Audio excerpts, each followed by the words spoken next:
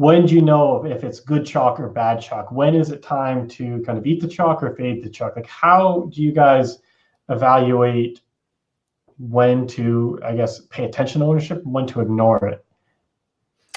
Yeah. So, I think we can talk about the underlying concept between why to fade the chalk or play chalk, right? The underlying concept is the chalk worth it? Is the chalk is getting a certain amount of high ownership, and is this player projected high enough, then will not fail enough where this is worth it, right? And so there's reasons why this might happen. Maybe this player is higher variance than people think, right?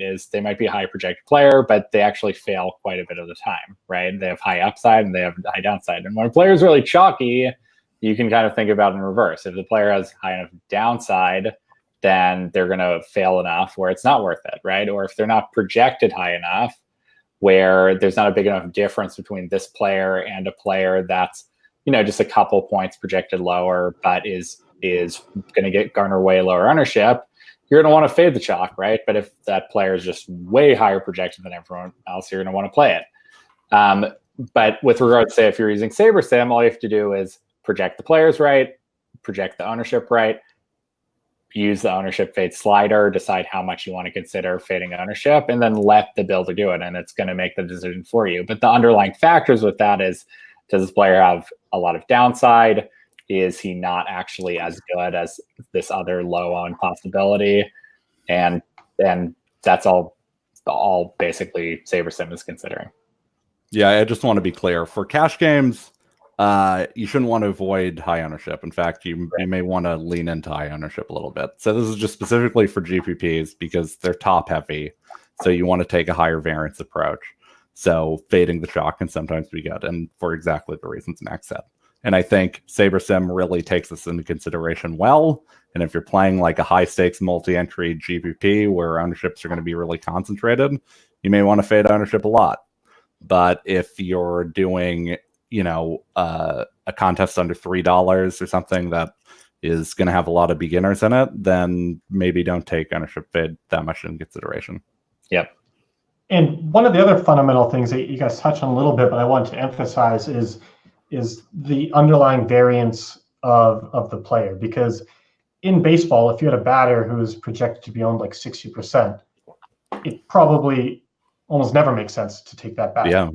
Whereas for a pitcher, it's a little bit different because just inherently the variance of those positions, of those players, is going to be different. Because if you had someone who was very highly owned, but knew with true certainty that this is the score they're going to get, that's much different than saying this guy has a ton of upside, but they only get it 10% of the time, 20% of the time, whatever it may be.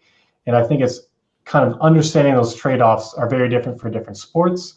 It's like in basketball, some of the starters are going to get a certain amount of minutes with a very high certainty, and you can expect a certain amount of performance. There's a range in there, but that kind of the band of uncertainty is much smaller for them. Whereas someone coming off the bench or someone who's could be potentially injured, someone where there's more uncertainty around the minutes, around performance, all those things, the more uncertainty there is, the more willing, I guess, you should be to fade. Does that seem like a good summary as well? Yeah, I would say that. I also think, and this is something SaberSim's going to take into account, but just as a general thought, is if there's any leverage off this player doing badly, right? So if it's a pitcher in baseball, you can stack against that pitcher. So that's going to add value to fading that person. If there's a running back that people are going to really like, and you actually play the defense on the other team, okay, that's also another way where you can have some leverage off of that player, right? So I think if there is that leverage, it's going to encourage. That's another reason that you might want to fade a player, right?